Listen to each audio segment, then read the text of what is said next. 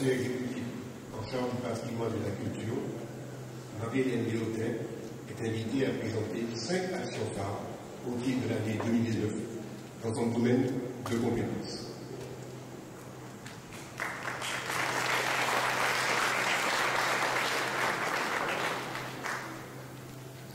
Mesdames et messieurs, bonjour. Nous allons commencer l'action 1. C'est la poursuite de la mise en œuvre de la Convention de coopération pour le cinéma et l'image animée. L'objectif est de structurer la filière cinématographique et audiovisuelle en Martinique. 2019, c'est la création du Bureau d'accueil des tournages, le BAT, en mars 2019. Et ce BAT se situe dans le prolongement de la convention CNC-État-CTM. C'est un outil pour renforcer l'attractivité de notre territoire, très attendu par les professionnels. Le BAT accompagne les réalisateurs et les producteurs pour offrir les meilleures conditions possibles pour le tournage de films. C'est aussi un effet bénéfique pour la formation et l'emploi des Martiniquais.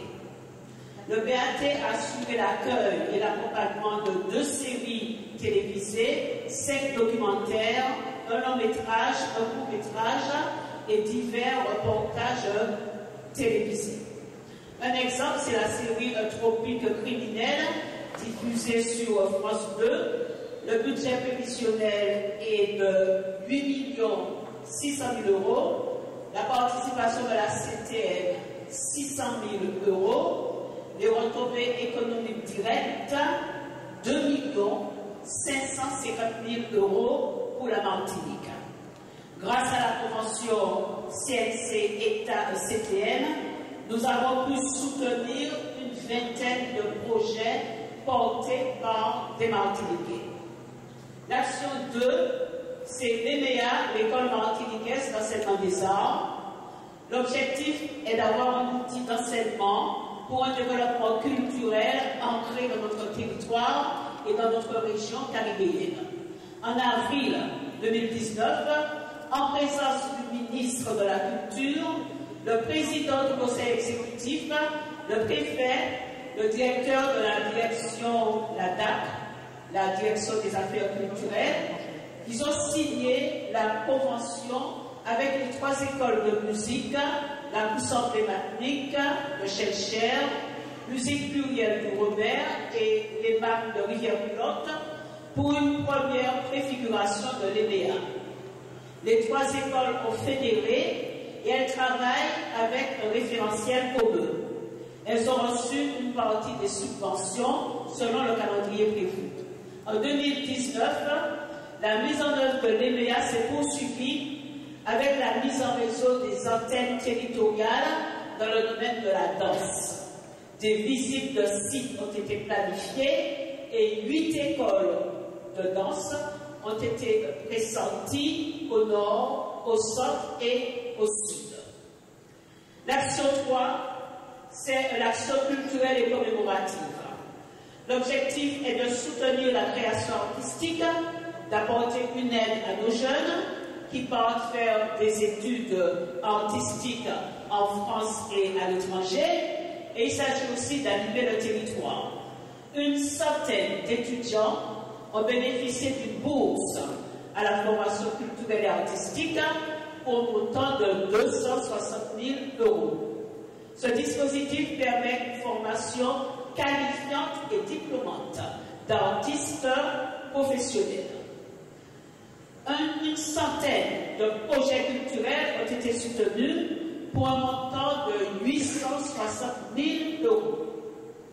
Les bénéficiaires sont à la fois des municipalités, des associations, des auteurs, des sociétés d'édition. Un temps fort de notre mandature, c'est l'action commémorative, marquer les temps forts de notre histoire, mais aussi marquer les lieux.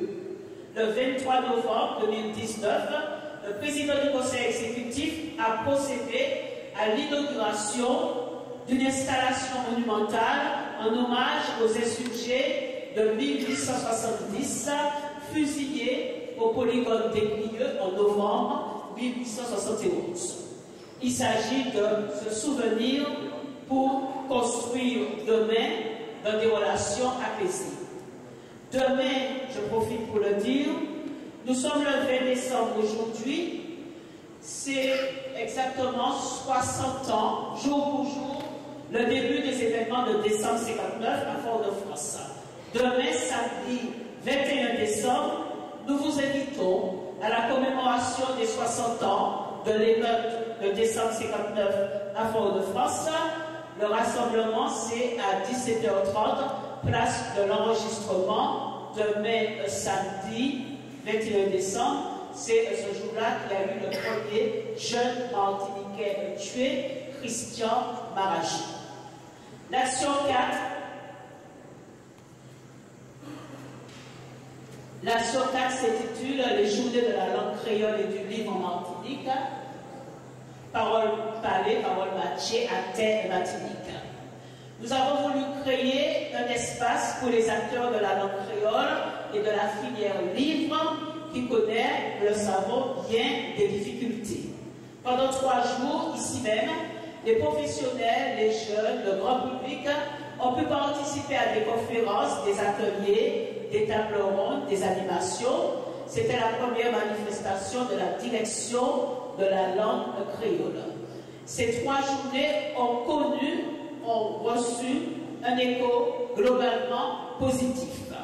Reste à mettre en place des fiches d'action pour développer la pratique du créole dans tous nos espaces de vie et pour mieux soutenir la filière livre. Enfin, je termine avec l'action 5 retenue. C'est le congrès de l'Association des musées de la Caraïbe et le 30e anniversaire de cette association. Il s'agit donc de continuer à tisser les liens caribéens. La MAC, Museums Association of the Caribbean, elle a tenu en Martinique son congrès en partenariat avec la CTM. C'était au mois de novembre 2019. Il faut rappeler que la Martinique est un membre fondateur de la MAC, l'Association des musées de la Caraïbe. 4 jours de conférences scientifiques, de visites culturelles et touristiques. Un congrès qui réaffirme la nécessité de travailler ensemble dans la grande communauté caribéenne afin de progresser vers la décolonisation des esprits. Je vous remercie.